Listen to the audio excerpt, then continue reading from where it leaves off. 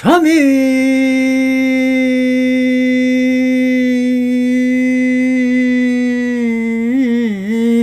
수심은 천재 보여 백년 탐물은 일조 진이더라 나모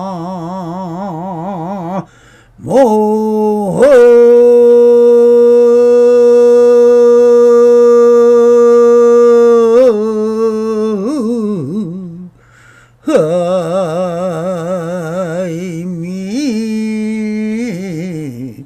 자보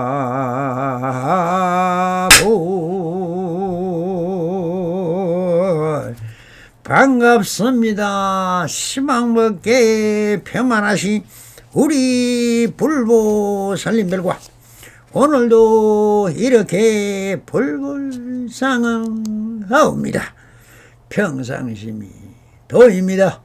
언제나 안심임명하셔서 본불볼락하옵소서.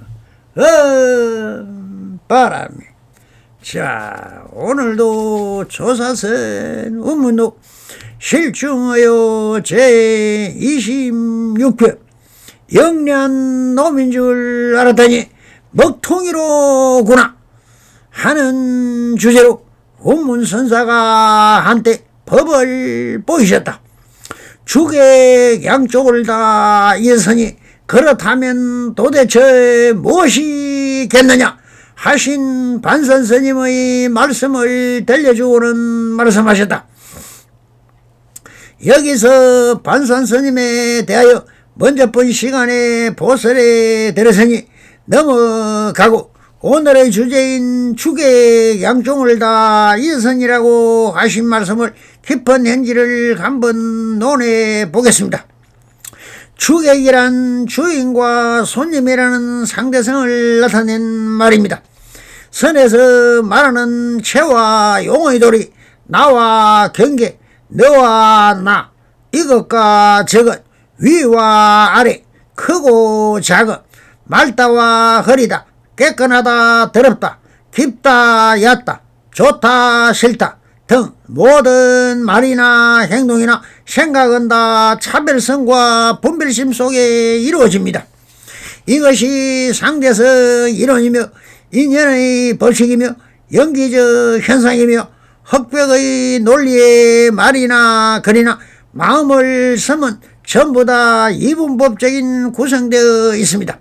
이것이 마음에서 본다면 최상용으로 표현을 합니다. 여기서 체는 무엇입니까? 바로 진리라고 하는 그 근본을 말합니다. 근본은 어디에 두느냐에 따라 그 사람의 견처와 안목이 달라집니다. 이것을 양변이라고 하지요.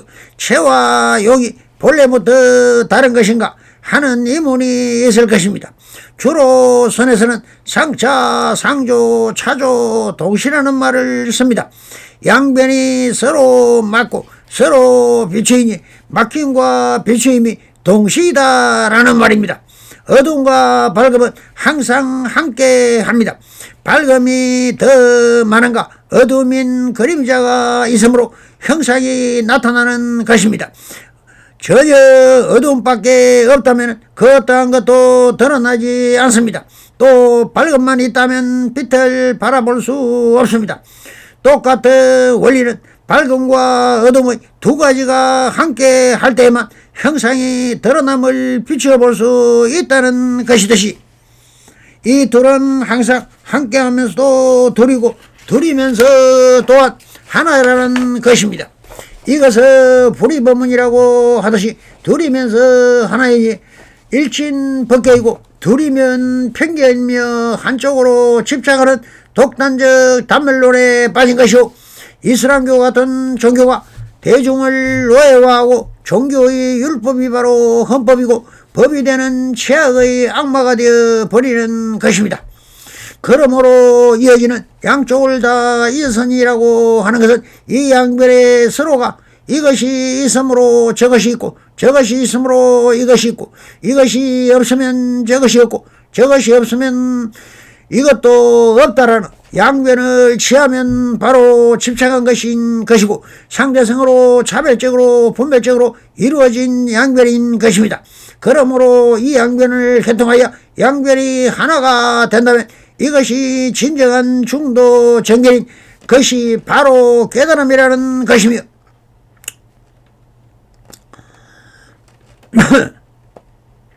선사의 10가지로 벗어나라 하였듯이 말은 상대성 이것이 인과 예는 서로가 돌고 돌아가는 연기적 현상으로 본다면 결국은 적대평등의 이사무해법계이며 사사무해법계임을 깨달을 수 있을 것입니다.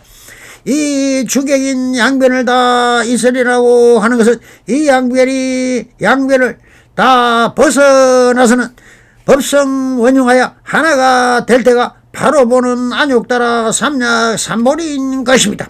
여기서 그럼 마음이 열렸다는 선지식은 아주 주객을 어떻게 볼까요? 주객에 대하여 논해 본다면 깨달음 이후 주객은 어떻게 보느냐는 것은 소개해드리면 깨달음 이후의 공부는 주객이 사라지고 하나로 개합하는 과정으로 이어집니다.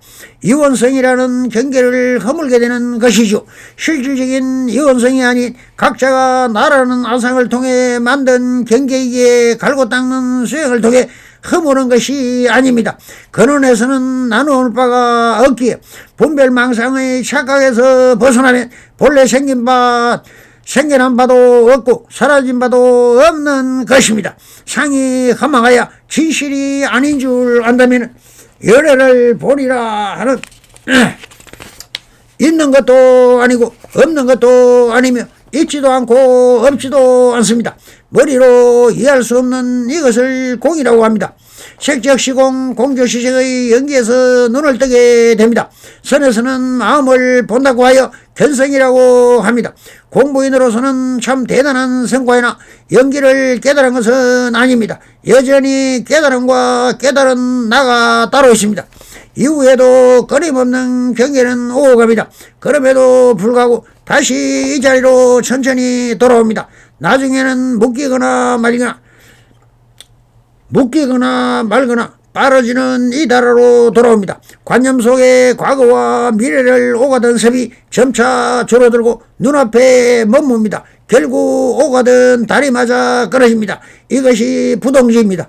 이후의 공부를 묻는 분들이 많습니다. 한 손에 깨달은 방편을 쥐고 있기에 이것을 바라보는 사람의 견해 또한 제각각입니다. 그러나 그 생각이 진실이 아닌 줄 알아야 합니다. 더 공부를 추진하는 이도 없고 반대로 더 이상 공부는 무의미하게 여기는 이도 있습니다. 거울은 있는 그대로 비춥니다. 뗏목을 붙잡은 채 바깥을 바라보면 따로 존재하는 것처럼 보이기도 하고 상대가 나와 견해가 같거나 쉽게 믿어버리기도 합니다. 하지만 이 공부는 처음부터 끝까지 자신이 믿어 생각을 깨치는 공부입니다. 그렇지 않으면 자신이 만든 상에 스스로 묶이게 됩니다. 오랫동안 나라는 망상 속에 살아온 석과는 깨달음 후에도 여전히 법을 제 방법대로 묶으려 합니다. 그렇게 만들어진 법상은 진리라는 이름으로 둔갑합니다. 주객이 여전히 나누어 있다 보니 상대가 이법을 말하는지 불이법을 드러내는지조차 분간하지 못합니다. 나라는 망상의 입장에서 법을 해석하지 말고 법에서 바라보세요. 갈고 닦을 것이 없습니다. 수행하는 것이 아닙니다. 그러나 아무것도 하지 않는다는 것도 아닙니다. 하되 함이 없이 하라. 생각은 이 말을 머리로 이해하려 합니다.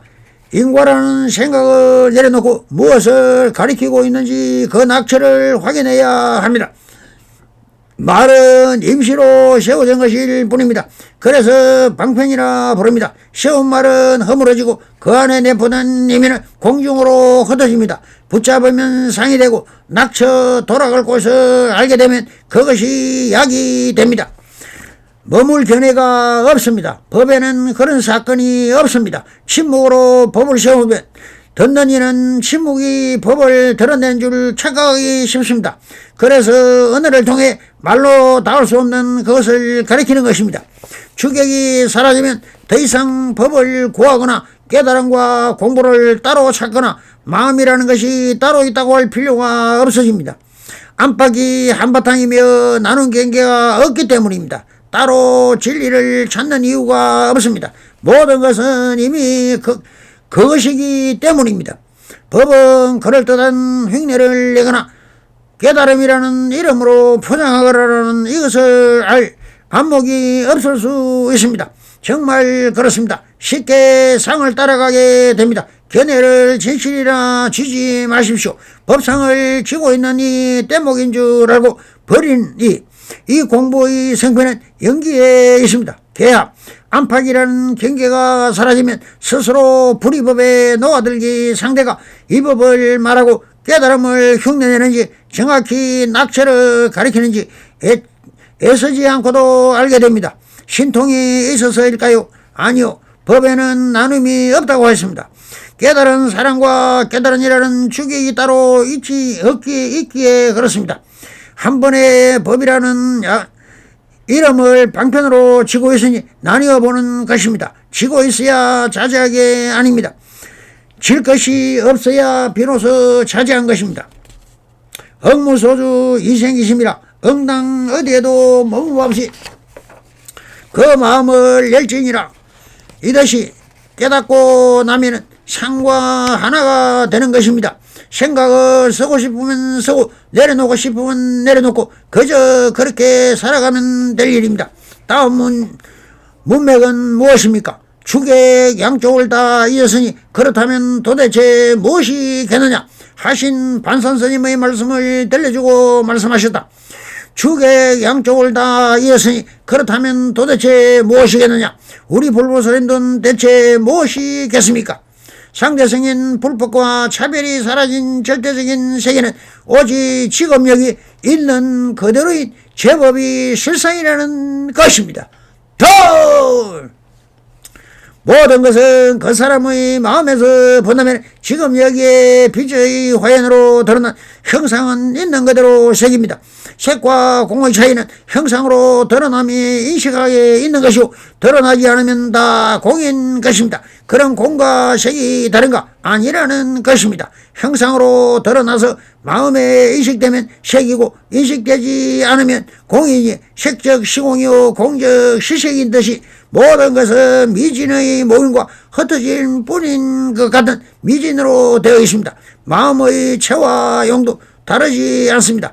전자로 본다면 플러스와 마이너스가 전기가 둘로 나누어 있듯이 있다 없다는 사실, 인식은 식이라는 것의 빛이 공형 형상에 드러나지 않느냐 차일 뿐, 지금의 과학의 발달한 시점에서는 세포, 분자, 원자, 양자까지 본다면 세포는 볼지언정 분자나 원자나 양자는 드러나지 않습니다. 그럼 드러나지 나서 인식이 되면 색이라고 하고 드러나지 않으면 공이라고 한다면 이 둘은 전자의 밀집도가 다르다고 밖에는 생각할 수 없는 것이죠. 이것이 질량이라고 하지만 분자나 세포가 밀집되어 있으면 형상으로 드러나고 형상이 없는 분자나 원자나 양자는 그럼 없는 곳이 있느냐? 아니라는 것입니다.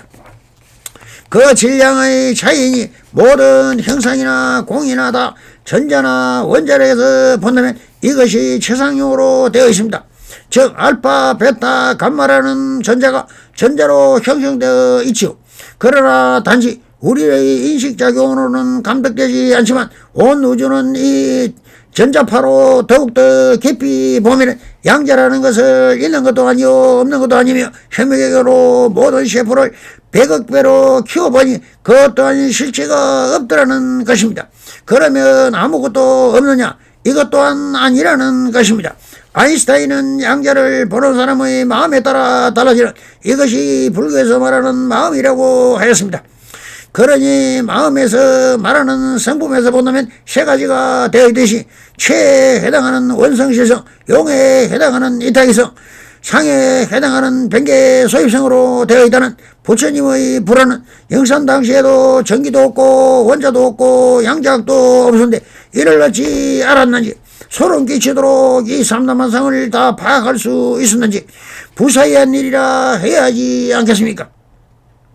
21세기에 와서 과학이 많이 발달하여 불교에서 말하는 공사상을 해결할 수 없었지만 이제 양자학으로 인하여 부처님의 해안이 과학적으로 해결한 것입니다. 그러나 아직 해결하지 못하는 것은 우리들에 대해서 일어나는 뇌파에 대해서는 아직 손도 못 대고 있습니다. 그리고 삼천대천 세계가 어떻게 하여 저 진공 속에 떠 있는가, 진공은 무엇인가에 대하여 아직도 하느님에게 의존하고 있을 뿐입니다. 그리고 흔히 말하는 영가나 영원이나 영이나 넋이라는 미래에 대해서도 그 무엇도 아직 밝혀낸 것이 없다는 것입니다. 전생 500생이나 미래의 정법시대 말세 세상에 대해서도 손도 못 대고 있는 것입니다. 그러니 이것이야말로 부처님의 시배인 것입니다. 그러나 모든 것은 일체 유심적이지 불교의 전체적으로 해석해보면 오직 유식이며 일체 존재는 다 신법계임을 알아차려야 할 것입니다. 또 이렇게 반선생님의 말을 인용하고 나서 운문선사는 이렇게 말씀을 하십니다. 동해바다에 몸을 숨기고 수미산 꼭대기에 말을 달린다라고 하십니다. 금방 바로 이 몸뚱이가 날아오는 측면에서 들으면 말도 아니고 글도 안 되고 허망한 망상이라고 하실 것입니다. 그렇다면 이제 눈을 감고 신법께서 한번 상상으로 한번 해보십시오. 얼마든지 그렇게 상을 만들어낼 수 있습니다. 상이란 마음의 체가 작용하면 그 어떠한 형상도 공화같이 그려낼 수 있는 것입니다. 이것이 마음인 것입니다. 없으면 만들면 되고 필요하면 찰나 순간에 달에도 가고 우주에도 갔다 올 수 있습니다. 시간도 필요치 않고 거리도 관계없습니다. 모든 것은 찰나간에 대해 만들 수가 볼 수도 모을 수도 흔들 수도 있는 것이 마음의 작용인 것입니다. 신통묘유라고요, 진공묘유라고요. 하지만 실제로 다 알 수 있는 것이며 십부사이라고 하지만 여러분들도 다 할 수 있다는 것입니다. 여러분들은 자꾸 자기를 중심으로 세상을 바라보며 무엇이든 다 걸릴 것입니다. 이 몸을 나라고 하기 때문입니다. 모든 것은 내가란 아상, 인상, 중생상, 수제상을 내려놓고 마음도 오직 신경인 마음의 거울이라 만이주 같은 것으로 그냥 여기 서 있는 그대로를 비추어 보십시오. 그러면 거울에 비친 형상은 사실 그 실체가 없는 것입니다. 오직 형상은 공상, 망상, 허상, 괴상 등 마음대로 짓고 허물고 있습니다. 이것을 번뇌망상이라고 하지만 이것이 사실 신통을 나타내는 마음의 작용인 것입니다. 또 상상으로 현실적으로 되느냐? 이게 과거의 발달로 동해 바다에 몸을 숨기고 수미산 꼭대기에 말을 달린다를 잠수함을 타고 동해 바다에 내 몸을 숨길 수 있습니다. 그리고 수미산 꼭대기에서 말을 달린다는 것은 헬기를 타고 수미산이라는 희망을 위한 정상에도 바로 올라갈 수 있고, 수미산이 아니라 어떤 산도 요즘은 산 정상까지 닦아놓은 자동차로 올라갈 수도 있습니다. 무엇이 다릅니까? 여러분들은 이 몸을 중심으로 세상을 바라보니 모든 것은 언산절벽이고 험비로 보이지만 마음을 생각하면 모든 것은 일초적이므로 부처도 되고 성인도 되고 대통령도 무엇이든 다 할 수 있으며 있는 것입니다. 공상과학이 현실이 되어 가고 있지 않습니까? 이 모든 것은 마음이라는 신법께서는 서방정도 극락세계도 찰나간에 아미타 부처님이 말들듯이 여러분도 찰나간에 만들 수 있다는 것입니다. 이것이 비아니고 깨달음이고 신광이요 부처이고 진리이며 신법계인 것입니다. 그리고는 주장자를 선상을 한번 치고 대중들이 눈을 멀뚱거리니 이에 주장자를 집어들고 대중을 쫓아버리며 말씀하셨다라고 하십니다.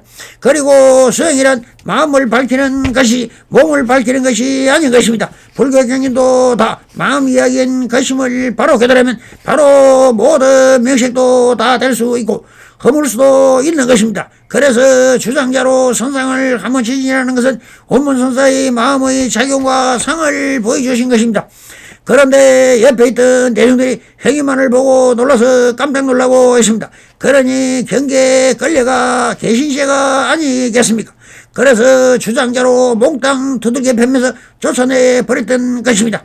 이렇게 마루구를 날립니다. 영리한 놈인 줄 알았더니 먹통이로군 이라는 하는 것은 육안으로만 보고 판단하는 즉 흙덩이를 던지면 개는 흙덩이를 쫓아가고 사자는 흙덩이를 던진 사람을 공격하듯이 명식에 빠져있는 사람은 수행자도 아니오 개와 같은 사람이라고 꾸짖고 계십니다. 성불인연 맺어소서 바람이 감사합니다.